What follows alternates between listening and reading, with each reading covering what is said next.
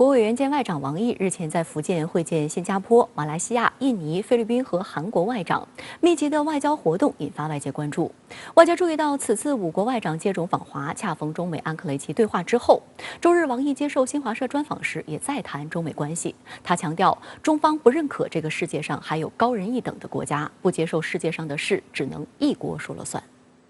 王毅上周三起连续3天在福建先后与访华的新加坡外长维文、马来西亚外长西山慕丁、印度尼西亚外长雷特诺以及菲律宾外长洛钦举行会谈，聚焦双边经贸、抗疫合作，同时商讨缅甸、南海等区域热点的应对之道。外界关注到，除了此次密集会见5国外长外，中国近段时间外交活动颇为频繁。3月下旬，俄罗斯外长拉夫罗夫对中国进行了为期2天的访问。此后，王毅出访伊朗等中东6国，返华隔天随即分别会见东南亚4国及韩国外长。外交学院美国研究中心主任李海东在接受深圳卫视记者采访时表示，当前世界各国都在考虑后疫情时代格局演变的问题，中方此次积极密集的外交活动展现出中国愿为应对全球性挑战做出贡献。应该说，王毅外长呢，他的这个交流对象和沟通的国家还是比较多元的既有与美国的这种对话，也有与俄罗斯的交流，同时呢还有与区域国家的这样的一种沟通。这反映出来中国外交的确是布局全球以一种积极建设性的这样的一种姿态和立场，来为当前不确定世界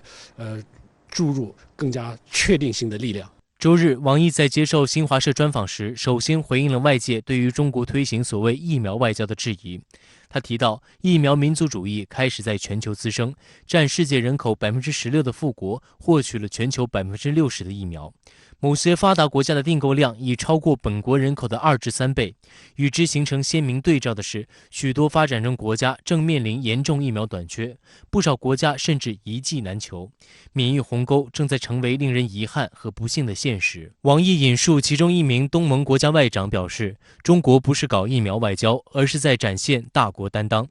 中国目前已经并正向80多个国家和3个国际组织提供疫苗援助，同时向40多个国家出口疫苗，还在同10多个国家开展疫苗研发和生产合作。其中，东南亚是中国对外开展疫苗合作的重点地区。中国疫苗凭借良好的安全性和有效性，在东盟各国受到充分肯定和广泛欢迎，深化了中国东盟合作内涵，增进了双方的人民感情。关于南海问题，王毅说，明年是南海各方行为宣言签署20周年，双方将继续全面有效落实宣言，加快推进南海行为准则磋商。有观察注意到，此次韩国外长郑义溶就任后选择访问中国，而不是首先访美，在韩国外交史上极为罕见。采访中，在谈到中韩外长会晤时，王毅表示，中韩2国商定要加强2国各层级交往，及时协调沟通，增强彼此互信。要在上半年启动中韩关系未来发展委员会进程，规划设计2国关系未来30年发展蓝图。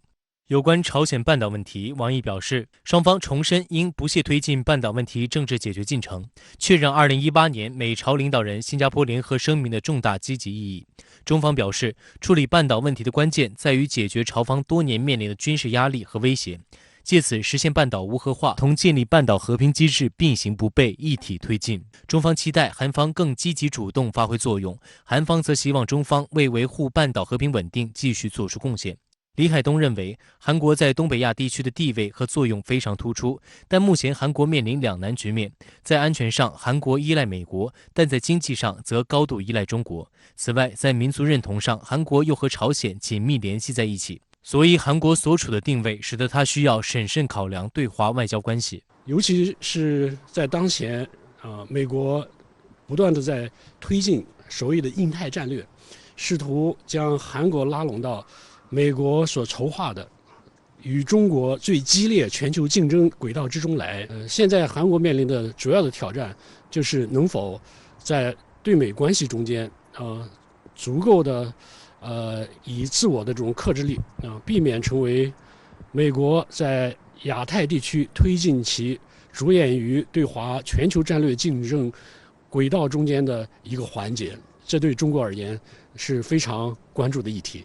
特别需要指出的是，此次东盟4国和韩国外长接种访华，恰逢中美安克雷奇对话之后，外界关注相关讨论多大程度上涉及到中美议题。王毅提到，此次同5国外长会谈时，围绕中美安克雷奇对话及今后走向进行了相互沟通对表。一个突出感受是，大家都认为中国的发展壮大是历史必然，同时大家认为面对全球化时代和后疫情时期挑战，中美在本地区应该多一些对话合作，少一些博弈对抗，履行好大国应尽义务，展现出大国责任担当。对于美方就对华关系反复提出的竞争、合作、对抗几个说法，王毅说，如果要对话，中方的大门随时敞开，但对话应该在平等的基础上，以相互尊重态度进行。中方不认可这个世界上还有高人一等的国家，不接受世界上的事只能一国说了算。如果要合作，中方表示欢迎，但合作需要兼顾彼此关切，实现双向互惠，不能单方面提条件拉清单。如果要竞争，中方不回避，